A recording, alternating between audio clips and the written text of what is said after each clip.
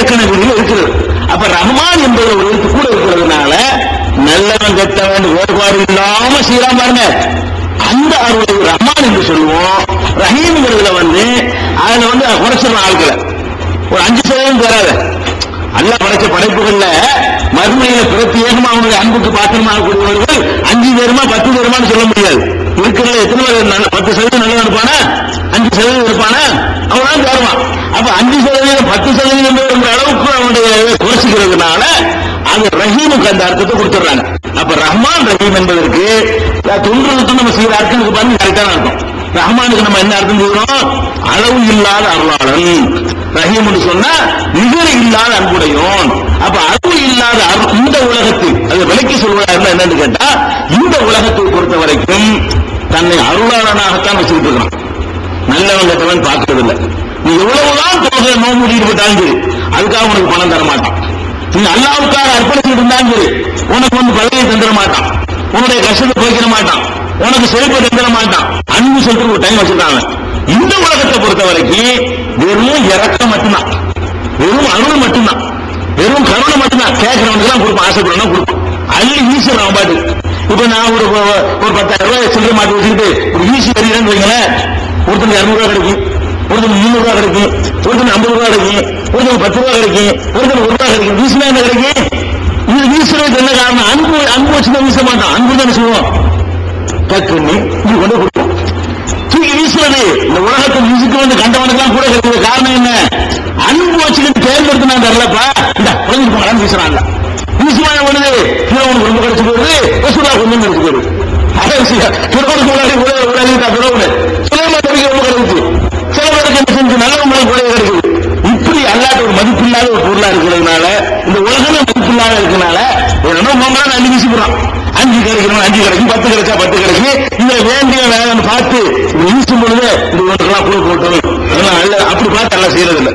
நாடியவர்கள் தான் கணக்கு. அதனால அல்லாஹ் பொறுத்த வரைக்கும் இந்த உலகத்தில் அவன் செய்யற காரியங்கள் இருப்பாங்க, அதுல அளவற்ற அருளாளனா இருக்கும். ரொம்ப பெருமை காக்கலாம்.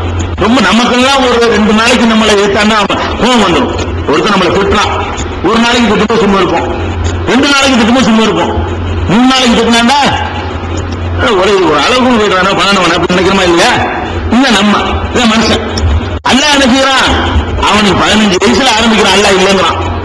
இன்னைக்கு சொல்றான், நாளைக்கு சொல்றான், நாளைக்கு சொல்றான்.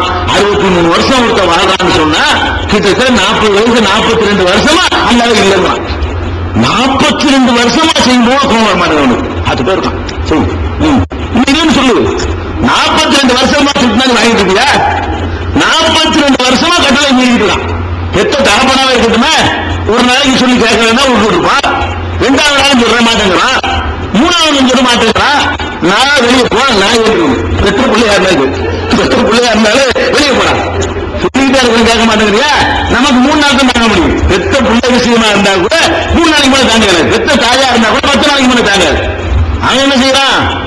அல்லாஹ் எவ்வளவோ பாக்கியங்களை அள்ளி கொடுத்துட்டு சின்ன சின்ன விஷயங்கள் நம்மகிட்ட எதிர்பார்க்க மாட்டேங்கிறான். நல முடியாது, அதை செய்ய மாட்டேன். நோம்பு பழக்க திங்கிறான். இந்த வருஷம் திங்கிறான், அடுத்த வருஷம் திங்கிறான், அடுத்த வருஷம் திங்கிறான். எல்லாரும் நோம்பு வச்சுக்கணும் வேகிறான். பார்த்து கேட்கலாம். ஒரு மிதி அவனுக்கு எவ்வளவு ஒரு நரம்பு பிடிச்சிட்டா முடியும். முடியாம விட்டு வச்சிருக்கானா? அவனுக்கு முடியும். ஒரு நரம்பை வெட்டினா கதை முடிச்சு வச்சிருங்க, அவனுக்கு முடியும்.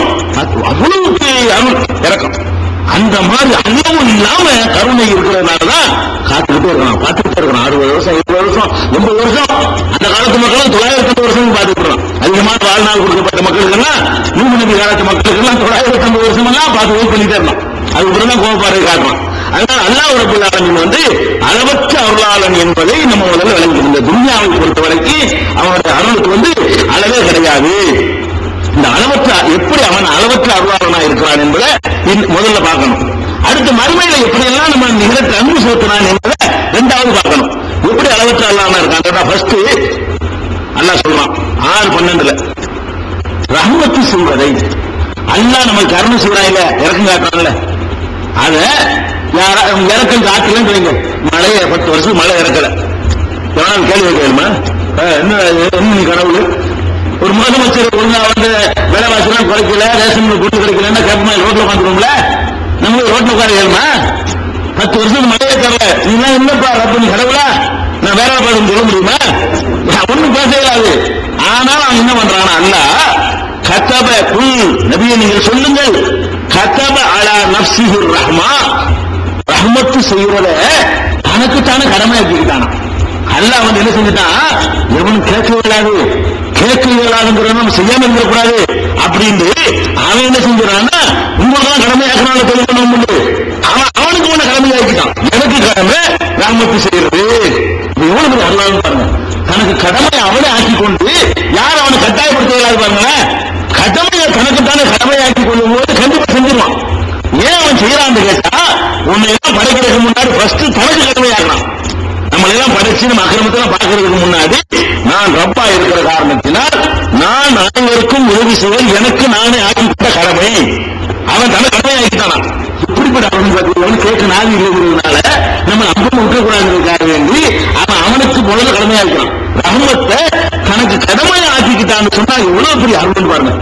கேட்க ஆள் இல்லாம ஆள் இல்லாட்டி ஆட்டம் போடுவாங்க சர்வாதிகாரி வந்து ஆட்டம் போடுவாங்க அவன் சர்வாதிகாரி என்ன வேணாலும் பண்ணலாம் இல்லை நான் வந்து அப்ப செய்ய மாட்டேன் நான் எனக்கு நானே கடமையாக்கிட்டேன் என்று அல்லாஹ் கடமையாக்கி விட்டான் என்று சொல்லுங்கள் 6:12 அல்லாஹ் சொல்லி காட்டுகிறான் 6:54 இந்த கருத்து இருக்கிறது எப்படி இருக்கிறது கதப ரப்புக்கும் அலா நஃப்ஸிஹி ரஹ்மா உங்களுடைய ரப்பு உங்களுடைய எஜமான் உங்களை படைத்து பராமரிப்பவன் அன்னி ரஹ்மத்தை கடமையாக்கி விட்டான் அப்படின்னு சொல்லி அல்லாஹ் சொல்லி காட்டுகிறான் 6:54 சொல்லி காட்டுகிறான் 6:147 சொல்லி காட்டுகிறான் நபியை நீங்கள் சொல்லுங்கள் ரப்புக்கும் ரஹ்மத்தின் வாசியா உங்கள் இறைவன் விசாலமான அருளுக்கு சொந்தக்காரன் அவருடைய அருள் வந்து சாதாரண அருள் நினைச்சாதீங்க விசாலமான அருளுக்கு சொந்தக்காரன் என்று 6:147 சொல்லுகிறான் 40வது அத்தியாயம் 7வது வசனத்தில் சொல்லுகிறான் மாணவர்கள் இருக்காங்க அரிசி சுமக்கிறதுக்கு சில மாணவர்கள் எல்லாம் படைச்சு வச்சிருக்கான் அவனுக்கு ஒரு அரிசி இருக்கிறது அந்த அரிசி தான் என்ன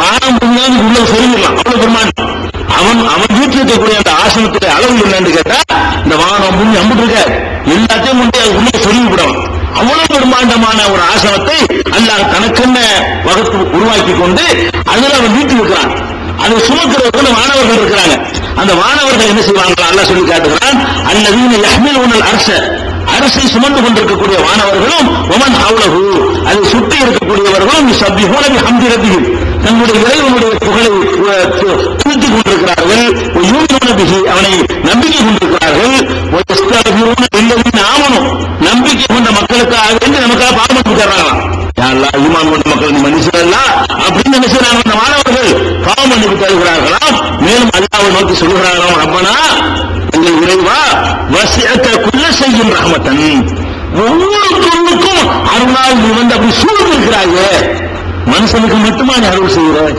நீ உரும்பு கொசு கிருமி வரைக்கும் அடுத்த ஜீவன் வரைக்கும் நீ வந்து உன்னுடைய ரஹ்மத்தால் சூழ்ந்து இருக்கிறாயே அங்க பார்த்துட்டு இருக்காங்க அல்லாட்ட என்னென்ன ஆர்டர் பிறக்கிறது இந்த உலகத்தில் என்ன நடக்கிறது அவன் எப்படி எல்லாம் அருள் செய்யறது ப்ரோக்ராம் பண்ணிருக்கலாம் இது எல்லாம் பார்த்துட்டு இருக்கிற மாணவர்கள் சொல்கிறார்கள் எல்லா பொருளுக்கும் உள்ள செய்யும் ஒவ்வொரு பொருளுக்கும் அருள் செய்வதில் நீ தாராளமானவனாக இருக்கிறாய் என்று மாணவர்கள் புகழ்வார்கள் என்று அல்லாஹ் சொல்லி காட்டுகிறார்.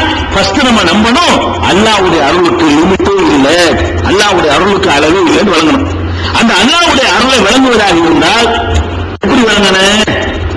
அல்லாஹ் நம்ம வழிகாட்டுறோம். சிரித்து பார்க்கணும். என்னுடைய அருளை வந்து உட்கார்ந்து சோறு நீ வந்து வழங்க மாட்டார். நீ ஆராய்ச்சி பண்ணிப்பார். எந்த மதமும் ஆராய்ச்சி பண்ண சொல்லாதுங்க. இஸ்லாம் மட்டும்தான், திருமலை குர்ஆன் மட்டும்தான், அல்லாஹ் மட்டும்தான் ஆய்வு பண்ணி பார்ப்பான்னு சொல்லி காட்டுறான். அல்ல அல்லாஹ் கியாமும் கூதன் இன்றும் உட்கார்ந்தும் அல்லாஹை வலா ஜுனுபிஹிம் படுத்துக் கொண்டும் அல்லாஹை நினைவு கூறுவார்கள். வயத்தஃபக்கரூன ஃபீ ஹல்கி ஸமாவாத்தி வல் அர்த் இந்த வானங்களும் பூமியும் எவ்வாறு படைக்கப்பட்டிருக்கிறது என்பதை பற்றி சிந்திப்பார்கள். சிந்திச்சு என்று சொன்னா உனக்கு அவர் நெஞ்சுக்கு அருள் தெரியும்.